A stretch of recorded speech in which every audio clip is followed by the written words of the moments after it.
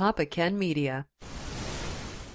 Hello everyone, I'm Papa Ken and welcome to a brand new Papa Ken Reviews. Annabelle. Who are you?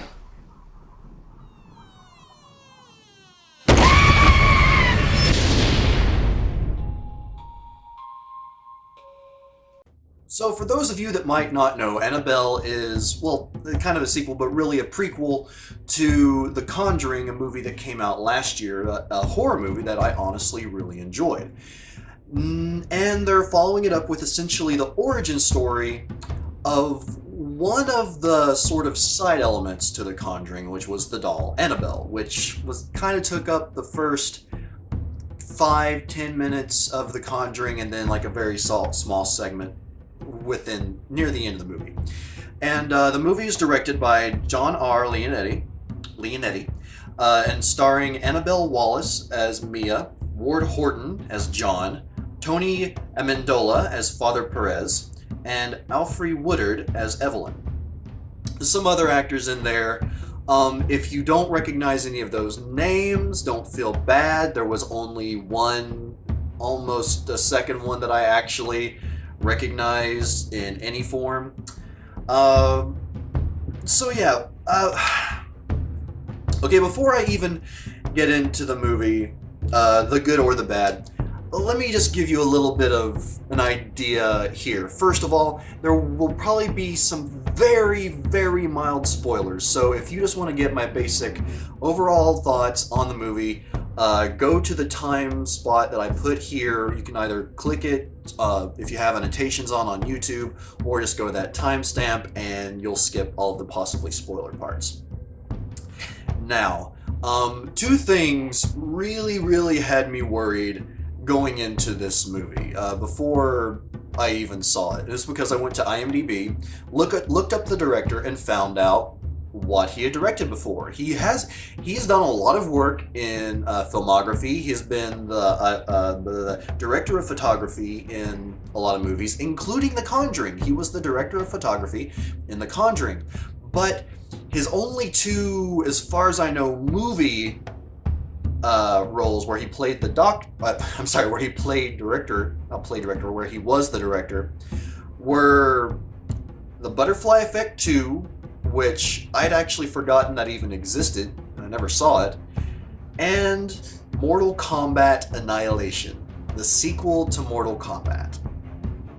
So that's worrisome to begin with, but not a reason to not see the movie, because if you look at a lot of directors' resumes, you will probably find a lot of evidence where some of their earlier movies didn't turn out so well, but some of the later ones, they did a better job.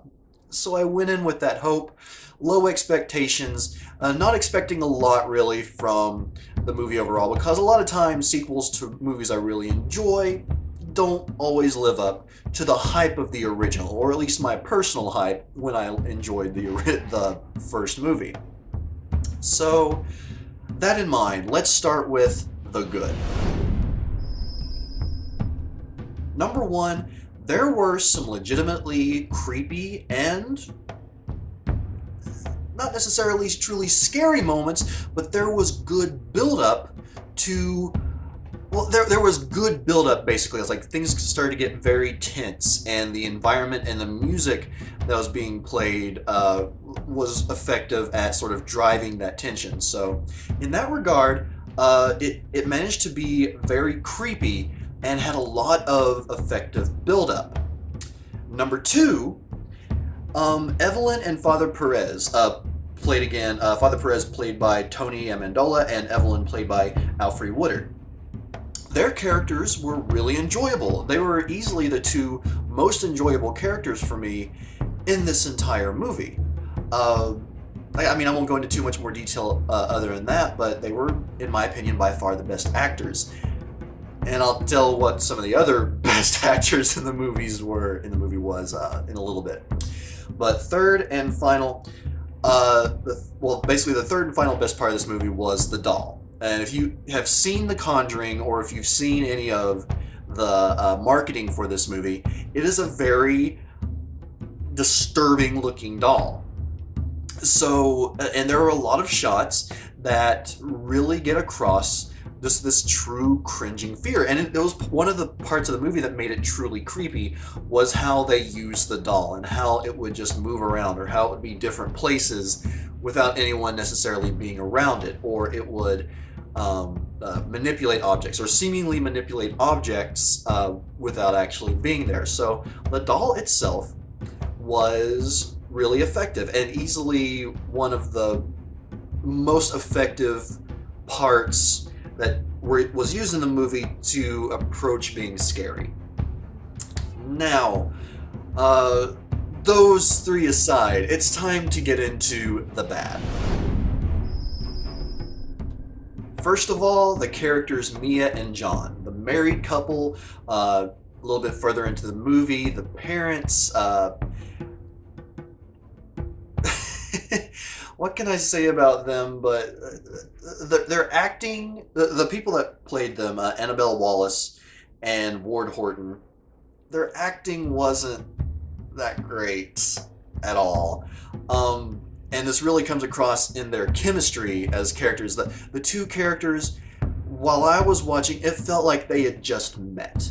Almost like there was no real chemistry there, and their interactions just felt really stiff and, again, poorly acted. And John, I'd say the best way to describe the two characters is John constantly looked lost. He just constantly looked lost, like didn't know what was going on, and just really painful to watch. And then the character Mia constantly looked like she was constipated. That's the best way I can describe like the facial expression that she had on her face throughout most of this movie. She just looked constipated, uncomfortable. It just, and which, you know, that worked out at certain times, but overall, no, it didn't work. The only time, I will say this, the one time where her acting felt really effective was after a very traumatic event near the beginning of the movie, and there's this sort of portrayal of PTSD. I don't know if that's what she was going for, or if it just managed to come off that way to me, but that was, in my opinion, like easily some of her best acting in the movie, but it disappeared before much more time of the movie had passed, really. And I will say that the acting overall does improve as the movie goes along, to a degree, but yeah, a lot of it was just really painful. And when I said I was going to mention some of the other best actors of this movie, the kids, there were, I guess, technically like 3 kids that appear throughout this movie. The baby, yeah, I'm being serious, the baby, and then 2 kids on a stairway, and in my opinion, their acting was better than most of the adults in this movie, and it pains me to say that, but it's true. Now, number 2 of the bad, oh, actually, I guess I kind of mentioned already, bad acting. There's just so much bad acting throughout this movie, and even, I hate to say this, but in some of the initial scenes with the character Evelyn, the acting wasn't really good there at all. And like I said, she was one of the 2 best actors of this movie, in my opinion. But those first few scenes were just very... wouldn't say they're bad. They were just weird, and something just felt off. I don't know any other way to describe it. It was just very strange. But overall, yeah, just the acting from other characters in the movie, dialogue was either performed or badly written. I couldn't get into the movie because of how bad that acting was. I guess I could say one other person that actually had a pretty good job of acting was on screen for maybe all of 30 seconds total, was the woman who is actually Annabelle that gets possessed into the doll. It's basically within the first 10 minutes of the movie. I'm not really spoiling anything, believe me. But yeah, that's pretty much as far as I would go. Alright, but let's see. Number 3. Now, as I said before, the movie was creepy, and the build-up, the tension was effective. But the actual execution of the scares didn't work. I would say there was one, maybe two times that I felt like the scare was effectively done. And I would actually include maybe I'll add one or two more if I include jump scares, because they did take me by surprise, even if I kind of expected them. But actually, I'll hold on to the last point I was going to say there until my last point of all of this. But moving on, the number 4 of the bad, the resolution to the movie.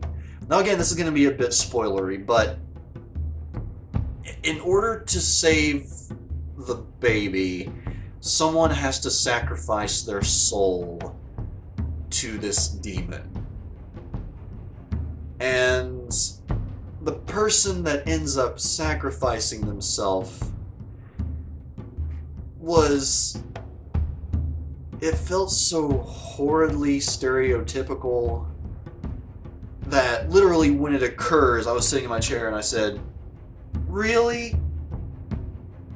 That was the first thing that came out of my mouth, and it was quite audible. I think I annoyed a few people around this, but just the way the resolution occurs and what person sacrifices themselves, just so painful and annoying more than anything, really. That's the best word to describe it. Not even painful, just annoying.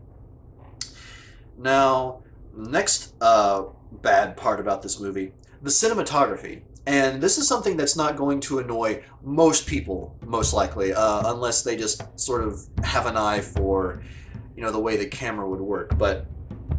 And if you watch some indie films, some indie horror films, you'll get some very interesting camera angles, some very different views, but it's usually done in a way that feels artistic, or, if it isn't that good, it's usually from, someone that's basically starting out as a director, someone that doesn't have a lot of experience. And I mean, heck, all I do is basically turn a camera on and talk into it.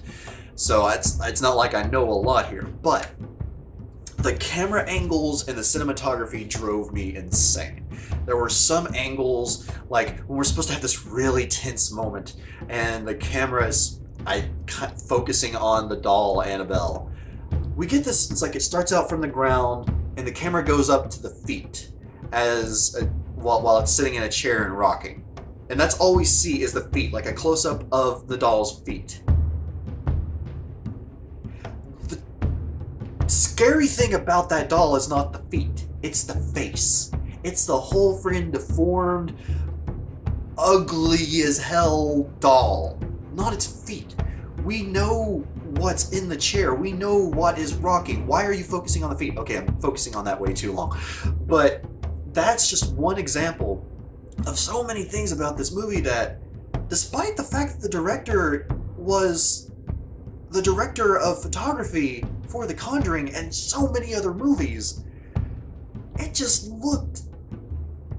drove me insane to watch. It was like either the camera would be like just jumping here or there half the time, or we would have like a constantly panning camera. It was like they couldn't decide how they wanted the zoom to go. And then the shaky cam too, which, unless I'm mistaken, I think The Conjuring did have some shaky cam, but it wasn't to a point where it was truly annoying. This one, it's like several parts feel like it was filmed by someone holding a digital camera. And I'm sorry, but even if the budget for this movie was only $5 million, buy a stabilizer. Please, buy a stabilizer. Okay, cinematography aside. Number 6 on the bad. The doll. And let me explain this, because yes, the doll was one of the best parts about the movie as well. It's the whole idea that someone would want this doll. Now, I know that there are vintage dolls that basically, they're very ugly looking. Either they were made in a very strange way, or they were made to be sort of realistic to a kid, and so they just come out looking very creepy. And actually, the best way I can describe this is by reading the synopsis that's on IMDb. It kind of blew my mind when I read this line. And the line is this: John Form has found the perfect gift for his expectant wife, Mia. A beautiful, rare vintage doll in a pure white wedding dress. Beautiful. Beautiful. Now, of all the words that could be used to describe this doll, beautiful is so far gone, it's in another time zone. It's like 10 time zones away. Disturbing? Yes. Had they just... now, rare? Sure, I can get behind that, but I cannot think of a single person on this planet that would find that doll beautiful.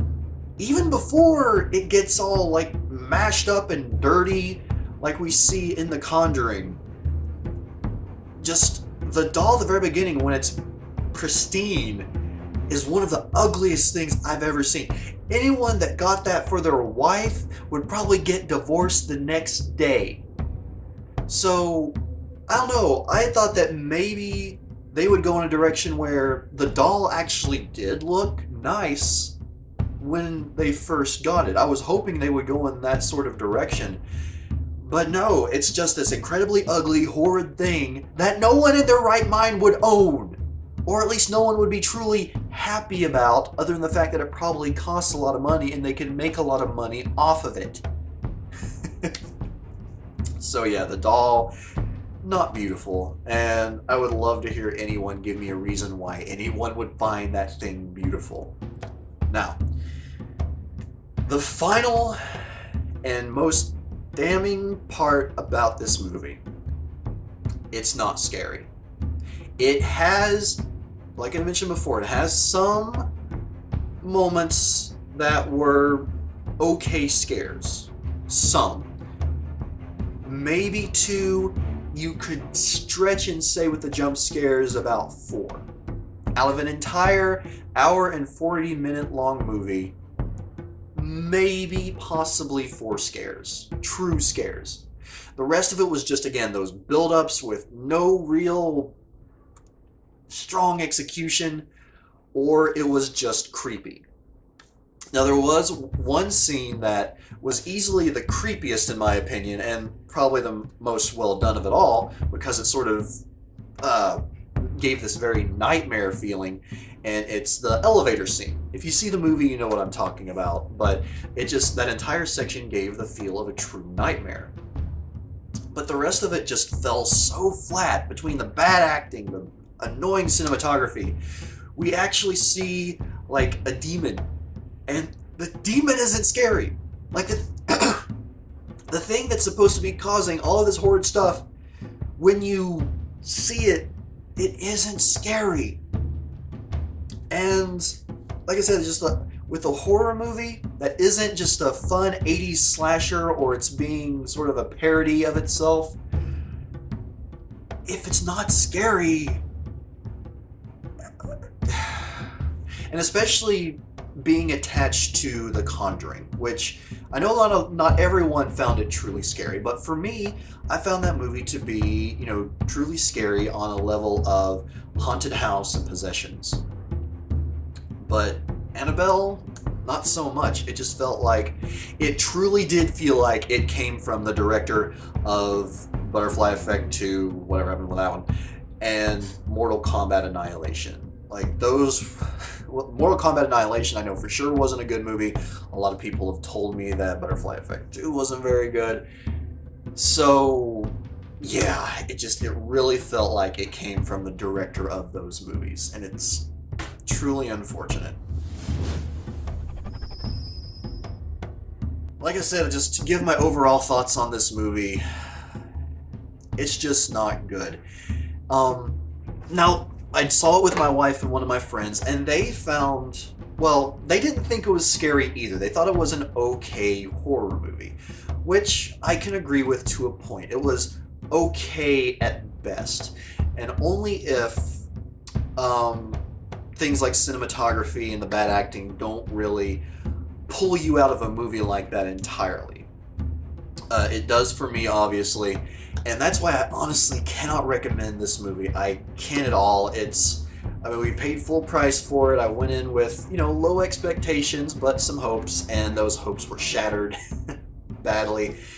So I know that with right now, Halloween is coming up, so a lot of people are going to want to see some horror films. So a lot of you will probably end up going to see this movie anyway. So if you do, if you absolutely want to see Annabelle, do not pay full price. Go no higher than matinee. It's not worth any more than that. And I mean, really only if matinee actually makes it in a reasonable price range. There's no reason to pay more than, let's say with inflation, $6 to see this. If you have to pay any more than that to see it, don't. Just wait until it's either out on DVD and rent it, or until it's out and you can stream it on Netflix or one of the other on-demands for relatively cheap through the rental price.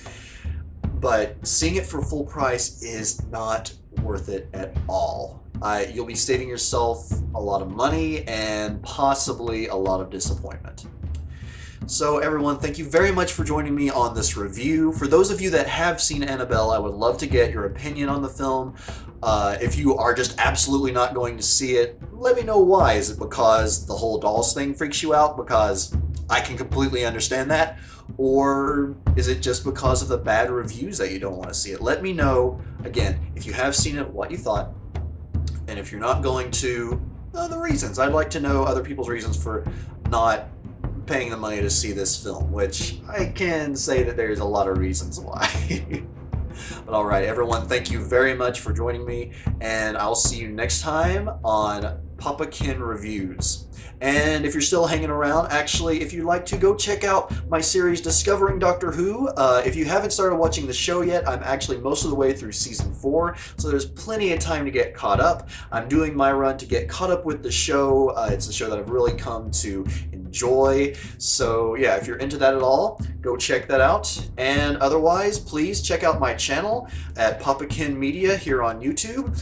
You can subscribe there to see my new videos as they come out, whether they're a movie review or the Discovering Doctor Who, and I might be coming out with some others as well, trying to change things up a little bit and have some fun.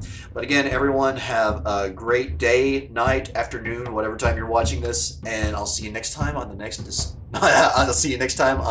Papa Ken Reviews.